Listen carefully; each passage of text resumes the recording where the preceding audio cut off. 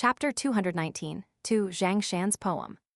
Due to their conflicting views on this matter, the letter was temporarily set aside. Initially, Divine Edict sect had leaned more toward he, Jiao Liang, seeing her verdict as the more appropriate course of action to take. However, no one could have anticipated he, Jiao Liang's sudden departure from the sect shortly thereafter, and she had been so determined in her departure that she had even been willing to abandon her status as the Jade Girl of the continent. The Golden Boy had loved and admired he Jiao Liang for many years, and he seemed to have viewed that letter as the reason for her departure, so he was unwilling to even mention the subject from there onward. On top of that, he had countless other things that he had to take care of, so he gave the letter to an external elder of the sect, telling him to assign some disciples who were traveling out of the sect for training purposes with the task of taking care of this matter, and that there was no need to consider the conflicting verdicts handed down by himself and he, Jiao Liang. Zhao Liu had eagerly pounced on this opportunity, traveling out of the sect to exact vengeance on Yang Huang, but the round-faced young woman had also heard about this matter from somewhere, and she decided to follow the group of Taoist priests in secret so that she could get away from the sect and take her mind off the Golden Boy who had turned down her confession. She flew over a vast distance atop her flying sword, and she was thoroughly enjoying the experience.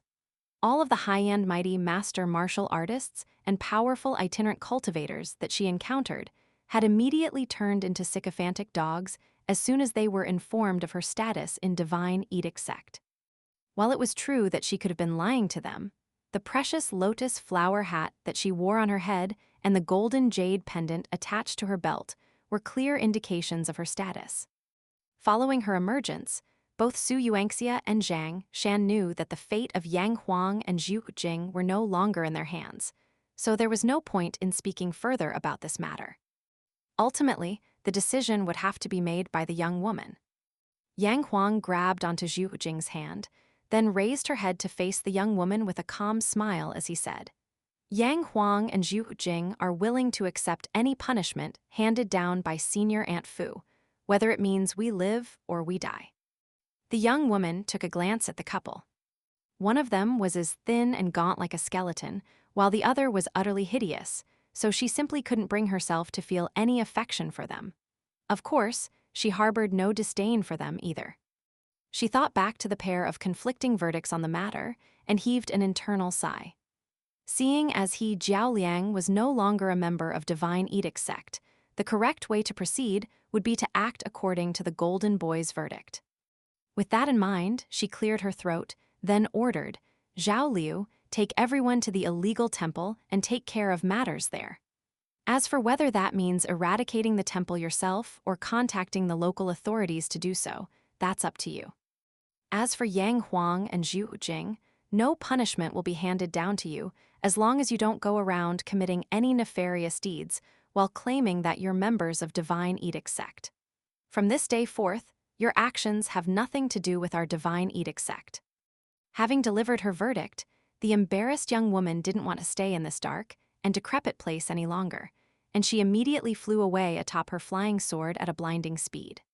Generally speaking, a swordsman riding atop a flying sword would gradually ascend upward in a slow curve, but the young woman was flying vertically upward, striking the beholder with the impression that she could fall off at any moment. All of a sudden, a thought occurred to Yang Huang, and he called out in a loud voice, "Thank you for forcing back our enemies earlier, Senior Aunt Fu." Zhao Liu was extending a deep bow in the direction that the young woman had departed in, and after she had disappeared out of sight, he gave a cold harumph before turning to leave in silence. Instead of goading Zhao Liu and his juniors, Yang Huang cupped his fist in an apologetic salute as he said, "Farewell, esteemed immortals. An unsightly ghost such as myself doesn't dare to escort you out of the courtyard." The young boy retrieved his demon-binding rope, then nodded in response, as did his twin sister. Meanwhile, the little boy casually swaggered away, but as he was departing, he suddenly turned around and made a face at the tree spirit. Ugly hag. With the crisis averted, Zhu Jing was smiling with elation, but a heartbroken look immediately appeared on her face when she heard this. She turned her head to the side and covered her face with her hands, not daring to show her face any longer. All of a sudden, the little boy stopped cold in his tracks, remaining completely still on the spot. It wasn't that he didn't want to move, he simply didn't dare to move. Among the group of 5 Taoist priests, he was actually the most prized disciple of Divine Edict sect. He possessed outstanding cultivation aptitude and was naturally endowed with superb instincts, placing him above the twins and certainly above the young swordsman who had already been stuck at the 3rd tier for many years. He quickly turned around, and his palms were sweating profusely as he gripped tightly onto his demon-suppressing wood. His gaze slowly roamed over the faces of the people present. There was the hideous Zhu Jing, the sickly Yang Huang, the saber-wielding Su Yuanxia, the self-proclaimed heavenly master Zhang of Mount Longhu, who was very likely a Taoist priest from complete Reed continent. And finally, there was the expressionless young boy with the wooden box on his back. Everyone had merely brushed off his taunting of Zhu Jing as nothing more than a mischievous gesture from a little boy. But Chen Ping'an had extended 2 of his fingers before making a subtle forward-thrusting motion. The little boy gulped nervously, then forced a smile onto his own face as he politely waved farewell to Chen Ping'an. All the while, his instincts were screaming to him to get away from Chen Ping'an as soon as possible. The little boy was feeling very much spooked as he rushed out of the courtyard. From his perspective, the aura surrounding Chen Ping'an was one that should have only come from an old monster of the middle 5 tiers, and one that had endured countless battles of life and death at that. The little boy didn't consider goading Zhao Liu and the others to turn back and strike down Chen Ping'an, and the others, as there was simply no point in such a gesture. On the path of cultivation, it was always best to have as few distractions from cultivation as possible, so unnecessary trouble was to be avoided at all costs. As the little boy was rushing along, a faint smile appeared on his face, and his mood also began to improve. Just as his master had told him, there really were powerful beings even in the mortal world, and he had just run into one such being. Once he returned to the sect, he was going to tell his master that he had encountered an old monster who was at least at the Golden Core tier. Perhaps he was even a 10th tier Earth immortal, but for some reason, he was shamelessly posing as a young boy. The little boy was so enthused by this thought that he jumped up into the air and mused happily to himself. This trip was definitely worthwhile. The twins walking through the corridor up ahead both turned around upon hearing this, and the little boy immediately adopted an indifferent expression as he put on a mature facade, walking along in a calm manner rather than continuing to skip around. Back at the boudoir, Yang Huang and Zhu Jing had been racked with fear and worry throughout the entirety of the recently concluded confrontation, but thankfully, they had managed to weather the storm. They held onto each other's hands and exchanged a smile in silence, feeling as if all of their suffering had been worth it, and that their fortunes had finally taken a turn for the better. Meanwhile, Shan turned to Chen Ping'an with a smile as he said, "Did you see that? That was a sword immortal, and she was so young too." Chen Ping'an could only respond with a slightly exasperated smile. At this point, the rain had already subsided, and Shan looked up at the night sky as he sighed, "I really want to recite a poem." Su Yuanxia burst into laughter. After this tumultuous process, a happy outcome had finally been reached. This was a much more satisfying and joyful experience for Su Yuanxia than slaying demons or drinking fine wine. Meanwhile, the old woman who had been knocked unconscious finally woke up, and she immediately rushed into the courtyard and was very relieved to find her masters safe and well. Yang Huang turned to her with a smile and said, "It's all in the past now.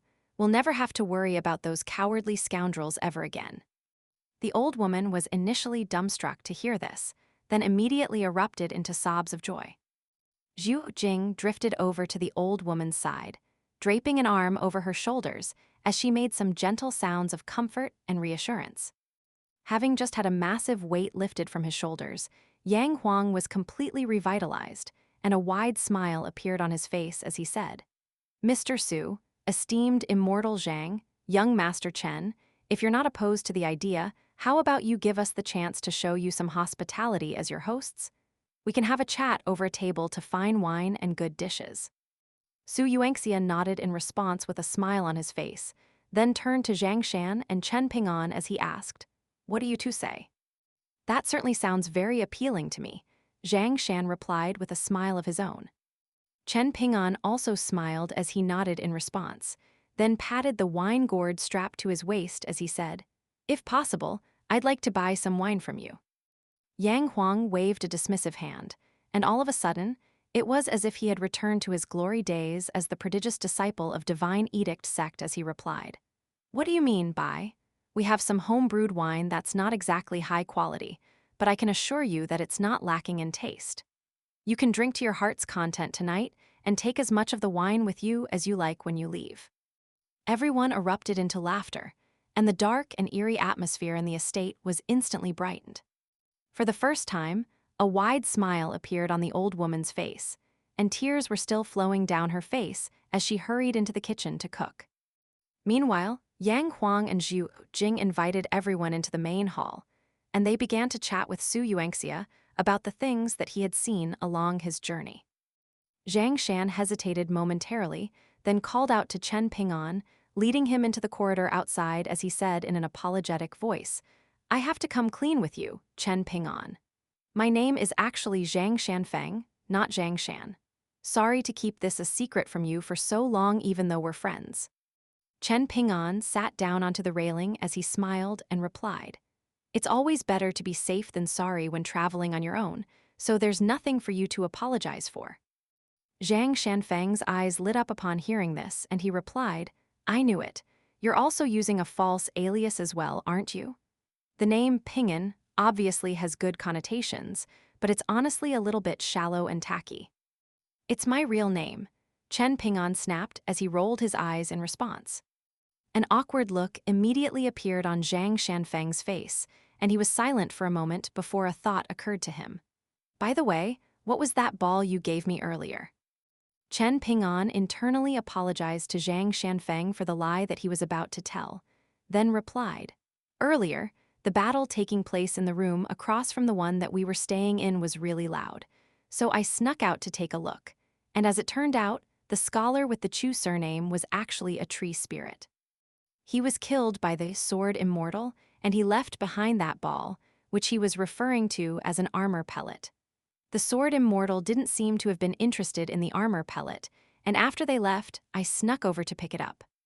Chen Ping'an handed the armor pellet to Zhang Shanfeng again as he spoke.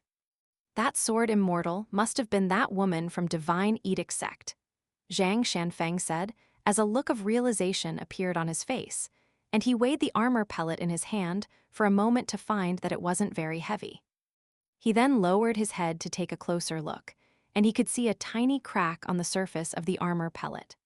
A solemn look appeared on his face as he handed the armor pellet back to Chen Ping'an and said, "This really does look a lot like the armor pellets of militarianism, but this one seems to be severely damaged. There's a crack on its surface." Even so, all armor pellets are extremely precious treasures, and I don't know exactly how much this one is worth, but it's no exaggeration to call them virtually priceless. Make sure you keep this hidden and don't let anyone else see it. If you can find someone to repair it in the future, it'll be equivalent to the best life-saving talismans out there. According to the scholar with the Chu surname, this armor pellet was an extremely valuable treasure from the imperial vault of ancient Elm Nation, and it was worth 3,000 snowflake coins. Instead of stowing the armor pellet back into the pocket treasure up his sleeve, Chen Ping'an said, "As you know, I'm a martial artist, and I specialize in fist techniques that have a focus on all-out attack and self-dependence, so I can't allow myself to rely on external objects. Otherwise, my fist intent will be compromised, and that'll have a detrimental effect on my cultivation. Hence, I don't have much use for this armor pellet, so I'll sell it to you for 300 snowflake coins. What do you say?" Zhang Shanfeng shook his head vigorously as he replied with a self-deprecating smile, "This is an extremely precious treasure that would be a bargain for 1,000 snowflake coins, let alone 300. If I had enough assets, I would gladly sell everything in my possession to purchase it from you, but that price is simply beyond my reach. Otherwise, I wouldn't have been struggling just to fill my belly back on the Kun ship." Chen Ping'an tossed the armor pellet back to Zhang Shanfeng with a smile as he said, "In that case, You can pay me the 300 snowflake coins once you save up the money. Don't be in such a hurry to refuse. Thinking about it, you're so frail that even a storm was enough to almost make you fall ill. If we encounter even more demons and spirits in the future, how are we going to be able to fight them? If you put on the armor, our chances of beating any demons and spirits that we encounter will improve significantly, and if we reap any spoils from our battles, they'll all go to me as a form of repayment for your debt. How does that sound?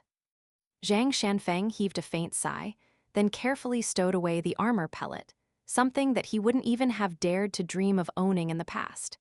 He sat down beside Chen Ping'an on the railing of the corridor, and the two of them stared up at the sky for a moment before Zhang Shanfeng broke the silence. Chen Ping'an. However, he didn't say anything beyond that, and it seemed that he was lacking the words to articulate his emotions. Chen Ping'an smiled as he said, I wasn't able to help you at all this entire time, but you haven't looked down on me for it. Isn't that what friends are for? Zhang Shanfeng scratched his head with a contemplative expression, and he felt a little better upon hearing this. Chen Ping'an saw him as a friend, and the feeling was very much mutual, so there was no need to be so pedantic in certain matters. All of a sudden, a wide smile appeared on his face as he said in a loud voice, with sideburns like halberds, the hero raises his saber against all forces of evil. Chen Ping'an smiled upon hearing this, and he knew that Zhang Shanfeng was praising Su Yuanxia. Zhang Shanfeng then continued, the Taoist priest travels far and wide, searching for the ultimate truth. This expression was clearly dedicated to himself. Zhang Shanfeng then turned to Chen Ping'an as he said, I haven't thought of any poetry phrases to describe you, but I'm sure inspiration will strike me at some point, and when it does, it'll surely be very spectacular, I promise. Chen Ping'an was rather amused to hear this, and he didn't want to dampen Zhang Shanfeng's enthusiasm, so he could only nod in response. Chen Ping'an jumped down from the railing, rushing toward the kitchen as he yelled, I'm going to help out in the kitchen. Zhang Shanfeng was left sitting on his own, with a myriad of emotions in his heart. The sound of Su Yuanxia's laughter occasionally rang out from the main hall of the estate, and Zhang Shanfeng adopted a different posture, sitting with his back against a pillar and his arms crossed in front of his chest. The thought of that tall mountain back home sprang into his mind, and he closed his eyes as he began to hum a tune that he had made up himself while gently swaying his head back and forth in a carefree fashion. Meanwhile, Chen Ping'an was thinking back to his battle against the scholar with the Chu surname. Through that battle, he had developed a rough idea of his own martial arts prowess. Out of all of the fist techniques that Qi Chan's grandfather had taught him, the deity drumming technique was the most powerful one. Through the use of a land-shortening talisman, Chen Ping'an had ensured that the first punch struck its target. After that, all of his subsequent punches had also landed, but even so, the scholar with the Chu surname had still been able to withstand the barrage, albeit with the assistance of his armor pellet. However, 20 punches of the deity drumming technique was Chen Ping'an's current limit, and he wasn't able to throw even one more punch. Hence, if it hadn't been for the flying swords in his sword-nurturing gourd swooping in to save the day, he would have been completely at his scholar's mercy. Having been completely exhausted after using the deity drumming technique, he would have been powerless to defend himself, and the tide of the battle would have instantly turned. It most likely wouldn't have been difficult for him to get away, but victory would have been completely out of his grasp. The fact that he was able to pair his fist techniques with 1st and 15th in a relatively flawless fashion was still a very encouraging sign. But deep down, Chen Ping'an wasn't truly satisfied, feeling as if there were still something missing. As for exactly what was missing, the answer to that question couldn't have been simpler. His punches simply weren't fast and powerful enough. However, Chen Ping'an didn't dwell on this thought for long. Fist technique practice and sword practice were both things that couldn't be rushed. All he could do was take one step at a time, and eventually he would reach the heights that he yearned for. He patted the sword-nurturing gourd strapped to his waist with a smile as he said, "Thanks." 15th immediately reacted to his gesture of gratitude, flying around in the sword-nurturing gourd in an elated fashion. However, Chen Ping'an then continued, Having said that, when you two come out in the future, can you not put on such a big show? It's not like we're engaging in a sparring match, where it would be proper etiquette to display your weapon before attacking. In a true battle against enemies, we should be more discreet and strike before the enemy even knows what's hit them, wouldn't you agree? 15th instantly stopped cold in its tracks, seemingly a little displeased with Chen Ping'an's constructive criticism, while first flew straight out of the sword nurturing gourd and began wreaking havoc in Chen Ping'an's acupoint. Thankfully, this amount of pain was nothing to the current Chen Ping'an, and his smile remained unchanged as he jogged into the kitchen to help out with the cooking. Controlling one's bonded flying sword only resulted in mental exertion, and there was no need to use any true qi. However, there was a limit on the distance over which a flying sword could strike down an enemy, and that was directly correlated to the cultivation base of the swordsman. Furthermore, no shortcuts could be taken when it came to breaking through these flying sword distance bottlenecks, and the only way to do this for swordsmen was to advance in their cultivation base. A martial artist like Chen Ping'an, who had just been mistakenly praised as a sword immortal, needed his 18 stops qi channeling technique to send his true qi flowing through more acupoints in order to achieve the same thing. First's maximum radius was 100 feet, while 15th's was 80 feet. Chen Ping'an gradually approached the kitchen as these thoughts were running through his mind. How is Zhang Shanfeng a better name than Chen Ping'an? He was a little disgruntled at the thought of Zhang Shanfeng referring to his name as shallow and tacky, but a smile then suddenly appeared on his face as he thought back to how everyone had praised him as a sword immortal.